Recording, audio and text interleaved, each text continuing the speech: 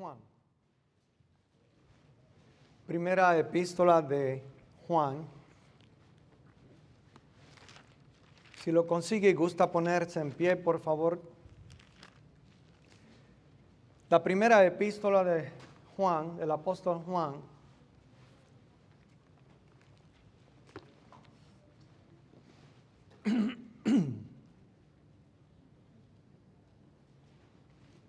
Capítulo 2,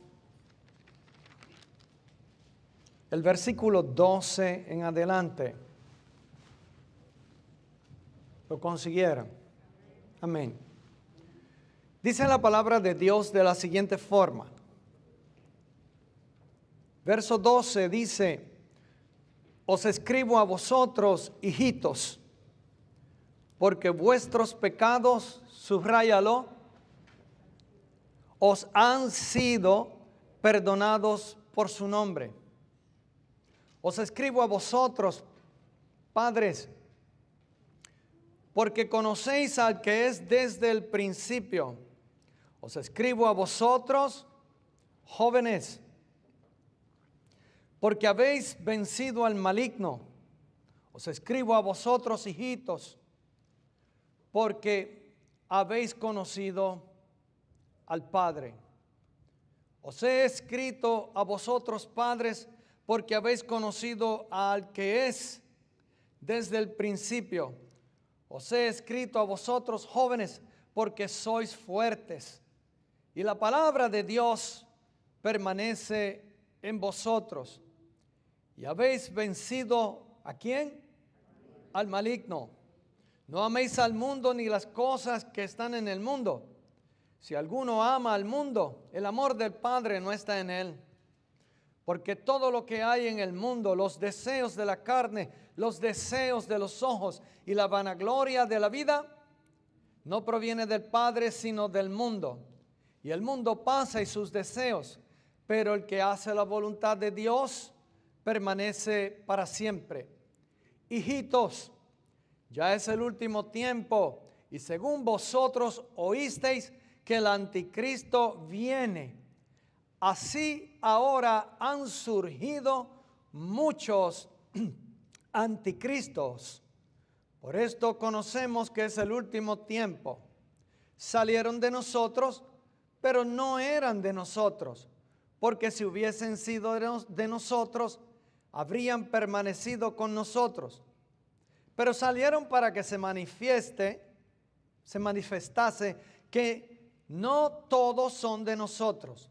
Pero vosotros tenéis la unción del Santo y conocéis todas las cosas. No os he escrito como si la ignoraseis, como si ignoraseis la verdad, sino porque la conocéis y porque ninguna mentira procede de la verdad. ¿Quién es el mentiroso? Sino el que niega que Jesús es el Cristo. Este es el anticristo, el que niega al Padre y al Hijo. Todo aquel que niega al Hijo, tampoco tiene al Padre. El que confiesa al Hijo, tiene también al Padre. Hasta aquí una pequeña porción de la palabra del Señor. Se pueden sentar. Esta epístola es una de las epístolas más fácil de leer. La primera epístola de Juan. Por eso yo les digo a ustedes que traigan sus notas y vayan anotando para que puedan ver lo que Dios va a hacer en el conocimiento de su santa palabra, y ustedes van a construir ese conocimiento cada vez mayor. Pero hay algo que es necesario que ustedes noten que Juan siempre nos da. Es como un tratado apologético, o sea, donde presenta evidencia de lo que está diciendo y también lo que esa evidencia va a hacer en las convicciones nuestras. Si ustedes por así, abuelo de pájaro en el capítulo 1, fíjense bien que dice Juan que lo que era desde el principio. ¿Quién es desde el principio? Cristo. Recuerda lo que dice el Evangelio según San Juan. En el principio era El verbo, la palabra griega es logos. En el principio era el logos. Y dice que el logos estaba con Dios y al final dice, en esa pequeña cláusula dice, y Dios, y el logos era Dios. Ahí pudiéramos hacer un estudio bíblico maravilloso para poder ministrar también a aquellos que niegan eso, como los testigos de Jehová, porque ¿quién va a ministrar a un testigo de Jehová? Usted. Pero tiene que aprender para poder ministrarles de una manera efectiva y con humildad y profunda sabiduría de parte de Dios para alcanzar a aquellos que están perdidos en una secta religiosa. ¿Usted me ha seguido? Por eso es importante. Dice lo que era desde el principio, lo que hemos oído, lo que hemos visto. Hemos oído, hemos visto con nuestros ojos, lo que hemos contemplado y palparon nuestras manos, tocante al verbo de la vida, al logos de la vida. Usted sigue aquí conmigo. Lo que está diciendo Juan es, yo lo vi. Y lo vi con mis propios ojos. No solamente eso, anduve con él 3 años. Pero si no lo hubiese visto resucitado, no hubiese hecho ningún efecto. Yo quiero recalcar una y otra vez que la diferencia entre el cristianismo y todas las otras religiones del mundo es que el cristianismo presenta a un Salvador que está vivo. Y van a notar que Él no está dando 4 pasos, como es el caso del budismo, que hay 4 leyes nobles y después tienen otra que tiene 8 pasos y esperan llegar a una iluminación. Ojo con eso. En el caso de Jesucristo, es que Jesucristo muere en la cruz del Calvario. ¿Qué importancia tiene este mensaje? Mucha. Si ustedes vieron los videos y sin ánimo de crítica, simplemente es una observación. Al Papa le preguntaron que por qué Cristo murió en la cruz del Calvario y él dijo, ¿lo oyeron? Que él no sabe. Yo me quedé pasmado. Este es el líder de la iglesia más grande del mundo. Y él no sabe por qué Cristo murió en la cruz del Calvario, que no hay respuesta. Y yo, pero ¿qué evangelio estará él leyendo? Miren, hermanos, Cristo murió porque no hay otro sacrificio que pueda satisfacer las demandas de nuestros pecados. Se lo vuelvo a decir. Cristo muere para que cada uno de nosotros, los que estamos aquí y los que están allá afuera, conocieran el grande amor que tiene Dios, que Él da a su Hijo unigénito y lo pone en la cruz del Calvario como sacrificio por nuestros pecados. El Cordero Inmaculado, que nunca pecó, cuya sangre es más sublime, mire, esa palabra es preciosa, sublime, que los mismos cielos. Dios lo pone de sacrificio para que todo aquel que en Él cree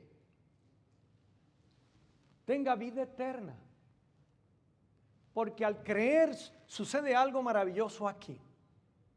Que esa sangre derramada en el Calvario, tiene el poder a través de los siglos para perdonar al más vil pecador.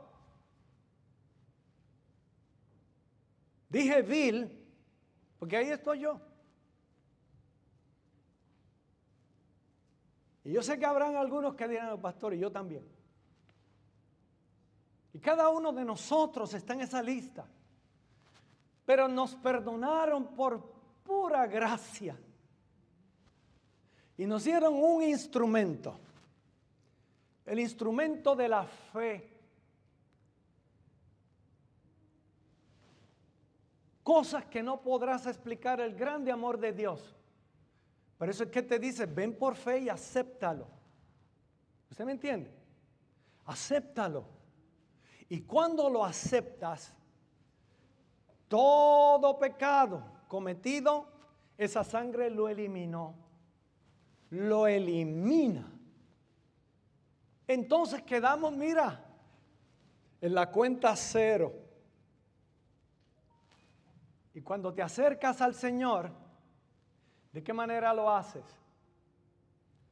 Lo haces con la certeza y con la convicción de que eres perdonado, que eres perdonada y que no tienes que llevar todos esos complejos de culpabilidad. Porque hay uno más grande que todos los psiquiatras del mundo que ha dicho que te perdonó, que no tienes que estar cuestionándote si tu experiencia con Cristo ha sido real, tus pecados han sido perdonados. ¿En serio, pastor? Te lo digo por mí. Por eso es que ustedes notan aquí que comienza él a hablar a todos los hermanos de esta congregación. Fíjate que para que haya salvación, en el versículo 9 del capítulo 1 dice, si confesamos nuestros pecados, ¿qué dice ahí? ¿Cuál es el requisito?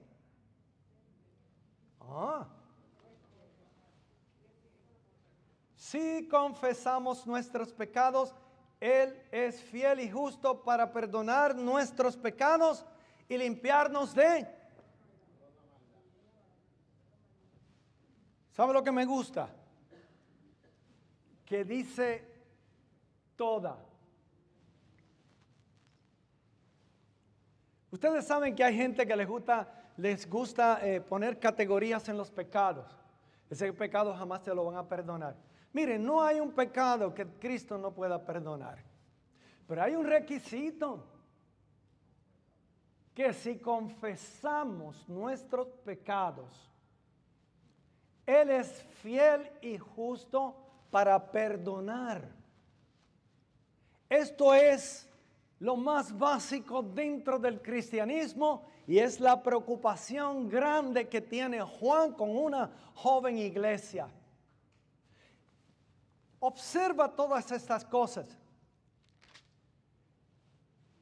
Me encanta en el versículo 12, que fue en el verso con el que comenzamos. Dice, os escribo a vosotros, hijitos, porque vuestros pecados han sido perdonados por su nombre. No hay otro nombre dado a los hombres en quien podamos ser salvos. Yo quiero detenerme un ratito ahí. Cuando usted lee esto en el idioma griego, la palabra para hijitos es una palabra que tiene, se envuelve mucho cariño. La palabra es tecna. T-E-K-N-A. Tecna. Suena como tecnológico, ¿verdad? Así que no se les puede olvidar. Tecnia. La palabra es tecnia. Y entonces, T-E-K-N-I-A. Y esa palabra está arropada de mucho cariño. Por eso es que le dice hijitos. Porque el padre espiritual aquí es Juan. Y los padres nos preocupamos por los hijos y especialmente los hijos de la casa de Dios. Hay gente que no pueden comprender el gran amor, el inmenso amor de Dios. Se han sumergido en unas tradiciones del pasado porque ahí fue que se crió su mamá, su abuelo, su abuela. Y no puede ser que yo abandone eso, no. El Señor, que es más grande que tu abuelo, que tu abuela, dice que hay que venir a Cristo y confesar sus pecados. Fíjate que el Papa todavía no sabe. Si el Papa no sabe, imagínense los feligreses. ¿Ustedes van conmigo? Ahora mismo un conflicto que tiene algunos cardenales que conocen el Evangelio, que estaban pensando si les dan, esto no es ánimo política, esto es para que vean que hay que tener pantalones para hacer esto. Al presidente Biden, él es católico y va todos los días a la iglesia. Pero entonces va a firmar una ley firmó una ley sobre el aborto, y el aborto ahora es mundial, y quien provee los fondos son los Estados Unidos. Entonces eso va en contra de todo principio cristiano. Y entonces los cardenales principales en los Estados Unidos dicen que vamos a hacer, le daremos la comunión al presidente de Estados Unidos, ¿quién se atreve? Yo recuerdo que cuando Giuliani, quien fue el alcalde de Nueva York, ahora es del otro partido para que no digan que uno, ¿verdad? Giuliani, que también es católico, estaba a favor, aunque es conservador, estaba a favor del aborto, y un cardenal le dijo, I'm sorry, sir, pero usted está a favor del aborto y yo no le puedo dar esta cena. Esta comunión usted no la puede tomar con esta conciencia sin arrepentimiento. Oye, tiene agallas. Décadas atrás, en la época de los hippies, en una iglesia luterana, estaban dando la comunión y entraron dos hippies semidesnudos. Y el sacerdote no sabía qué hacer.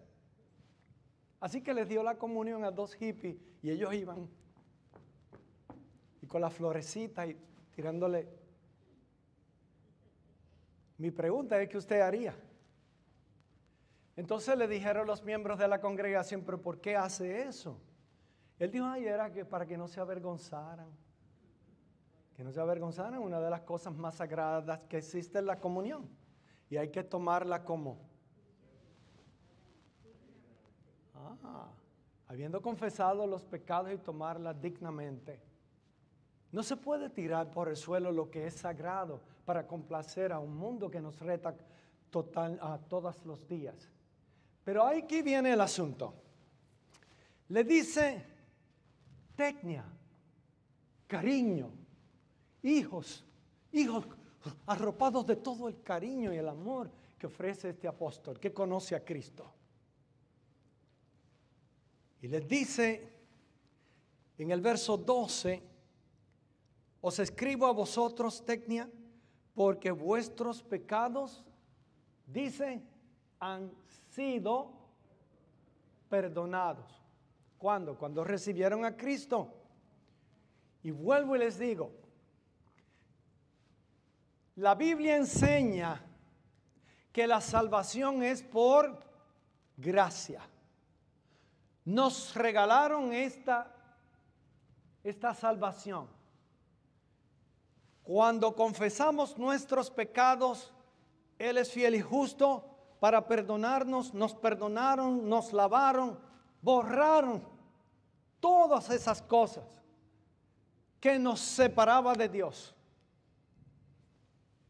Y al separarnos, y al limpiarnos, nos une ahora a Dios. Se derrumbó todo obstáculo y la oración entonces llega al trono de la gracia de Dios por los méritos de ¿quién?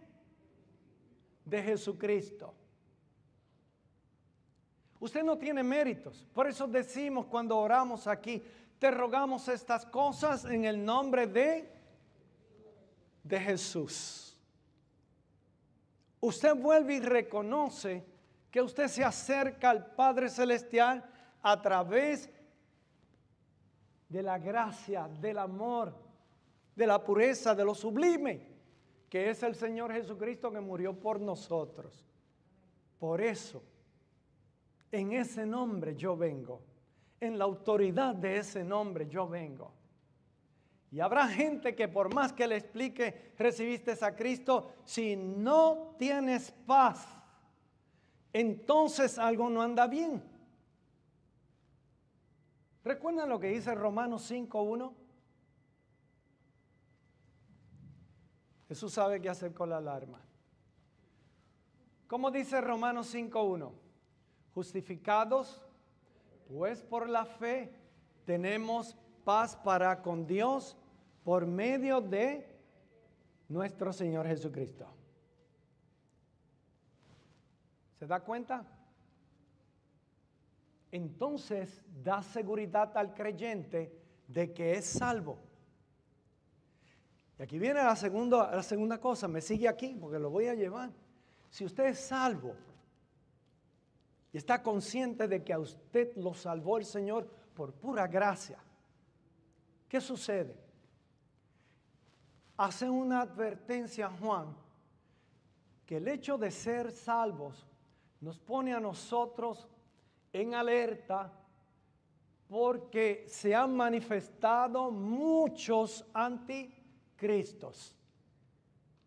Los anticristos son aquellos que enseñan falsas cosas, falsas doctrinas.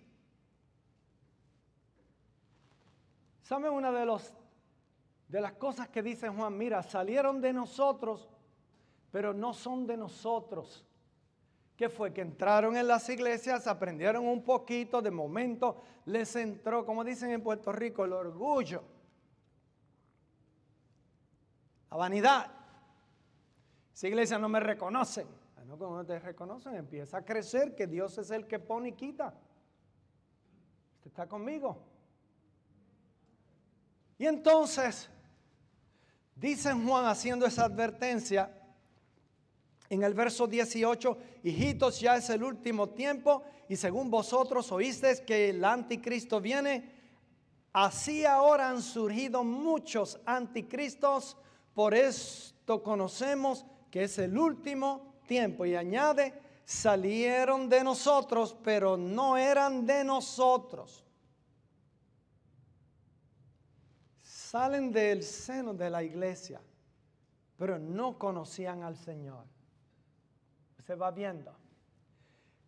Esto es algo bien importante. Cuando usted conoce al Señor, si usted es un padre, una madre que conoce al Señor, y usted va viendo los tiempos que estamos viviendo.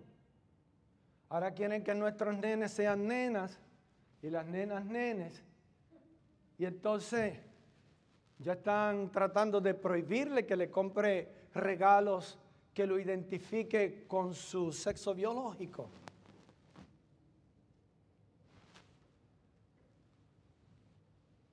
¿Sabe quién gobierna desde la tumba?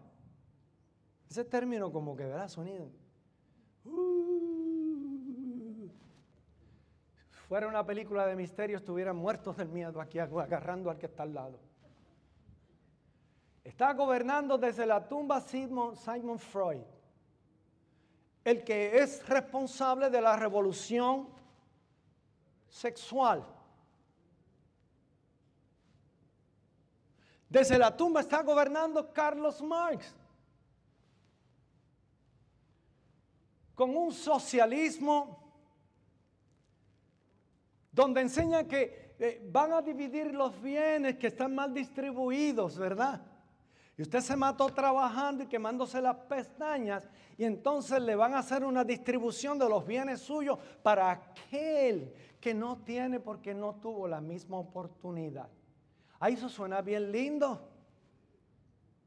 Pero si ustedes observan la historia, Yo recuerdo que había estudiado sistemas de gobiernos comparados y una de las cosas que aprendí es que los primeros charlatanes e hipócritas y mentirosos son los comunistas.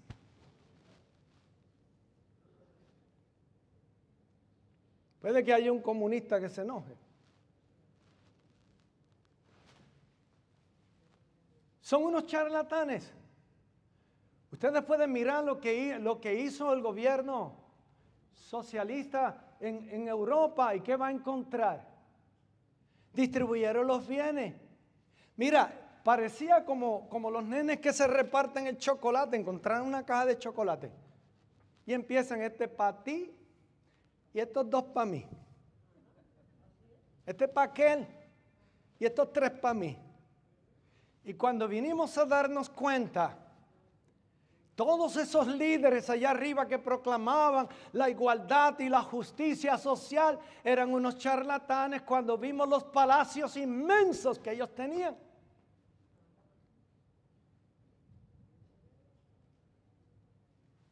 Inmensos. Gente que está muerta. De acuerdo a la Biblia entendemos que se perdieron. Los 2, Freud y Marx, ambos provienen de familias judías que conocían el Antiguo Testamento y rechazaron al Dios Jehová de los ejércitos para seguir unas ideas y experimentos sociales para supuestamente la transformación de una sociedad de igualdad. Y es el mismo vocabulario que usted oye ahora.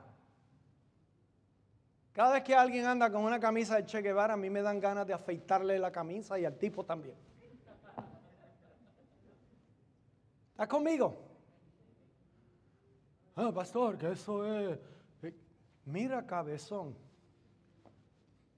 De verdad, a uno le da como... Ese tipo era ateo, era guerrillero, era malo. Pero entonces, aquellos que no ven, lo ponen como un héroe, un sinvergüenza. Mas sin embargo, tengo buenas noticias. Nosotros, esta iglesia en Cuba, metimos una misión en el pueblo que fundó el Che Guevara. Esta iglesia, en Ciro Redondo. Y allá fueron a buscar al hermano Rubén Torres para arrestarlo. Y quien lo defendió fue un ex amigo de Che Guevara y le dijo, no, esos individuos son así se lo dijo, mis huéspedes aquí, ustedes no los tocan. Y se levantó una iglesia con 35 miembros allí en Ciro Redondo. ¿Usted sigue conmigo? Si el Che viera lo que Dios hizo allí, estuviera rascándose la barba, si pudiera, pero sabemos dónde Él está. ¿Usted sigue conmigo? El que sigue a Cristo no puede seguir las doctrinas del anticristo, porque son contrarias. El que conoce a Cristo sabe bien que sus pecados, por más malos que fueran, han sido perdonados. Y uno no vive en el pasado. Uno comienza a vivir desde que Cristo entró a tu corazón. ¿Sabe toda la podredumbre que allá dentro acumulamos? Con asuntos seculares que nos atraparon en alguna ocasión porque no sabíamos. Sin embargo, Dios quitó todo eso de nuestros corazones para colocar a Jesucristo. La unción del Santo es la unción del Espíritu de Dios en el corazón de cada uno de ustedes, que por más sencillos que sean, Dios mora en tu corazón. Ahora ya no gobiernan los de la tumba. Gobierna el que vive. Jesucristo. Él es el que vive por los siglos de los siglos. Y al aceptarlo, Él vive en tu corazón a través de la obra del Espíritu de Dios. Y te lleva al Calvario y te hace crecer que sin el Calvario no habría salvación. Porque es allí donde se paga el precio de nuestros pecados y de nuestras maldades. ¿Quién mora en ti? Cristo. No lleves la tichel del muerto. Llévala del que vive. Freud, ¿dónde estás? En la tumba. El alma, déjeselo, que el Señor nos dirá. Todos los marxistas que pusieron su confianza en este charlatán, ustedes van a ver que se perdieron. Eso es lo triste. Pero vuelvo y hago hincapié aquí. Dice, os escribo a vosotros, Tecnia, porque vuestros pecados os han sido perdonados por su nombre. Dilo. No hay otro nombre dado a los hombres en quien podamos ser salvos. Solo en el nombre de Jesús, Jesús de Nazaret. A Él sea la gloria. A Él sea la alabanza. Por eso usted cuando entre cada domingo aquí y cada vez vamos mejorando, han visto. Dios nos ha bendecido con Bruni aquí. Mire, hermano, venga con la alegría de saber que su alabanza es para aquel que vive por los siglos y que en su corazón mora. Y que cuando usted ora en su casa, Él está presente, porque Él tiene el poder de estar en todas partes. Y eso hace la gran diferencia. Una marcada diferencia, increíble marcada diferencia. Con esto termino. Los más vulnerables son nuestros niños y los cristianos que apenas comienzan. Pero si usted le enseña desde niño que Cristo es más que suficiente, que es todo lo que necesitamos, ese niño va a ser la columna y baluarte de la iglesia de mañana. Aleluya. Mire el esfuerzo que hizo una abuela con Ángel. Ángel paraba aquí cuando niño y oraba. Una vez nos los llevamos a los 40 días de ayuno, así chiquitito, cuando le dimos el micrófono allí tempranito en la mañana y comenzó a orar, la gente miraba. ¿De dónde ese nene salió? Bueno, ese es el fruto de la enseñanza de una abuela que le puso en el corazón lo que es servir a Cristo. Amén. Y vuelvo y pregunto, ¿quién gobierna en tu corazón? Las ideas de unos difuntos en la tumba, porque ese es el lugar que van todos los que siguen esa doctrina, o el evangelio de Cristo que da vida eterna. ¿Quién gobierna en tu corazón? La respuesta la sabes tú y el Señor. Oremos. Amantísimo Dios, Padre de infinita bondad y grande misericordia, en tus manos pongo a cada persona aquí. Y oro muy especial por todos los padres, por la necesidad imperante en este marco histórico, donde estos niños, el único que los puede cuidar, eres tú.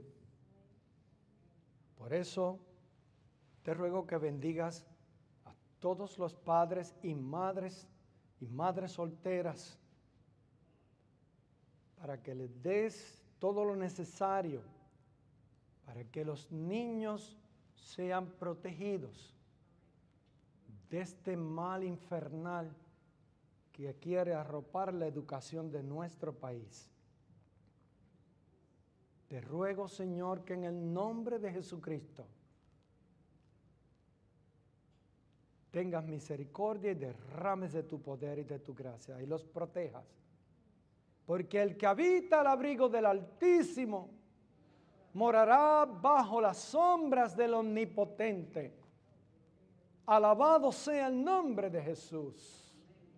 Y el pueblo dice, amén. Amén. Le pido a los hermanos que vengan.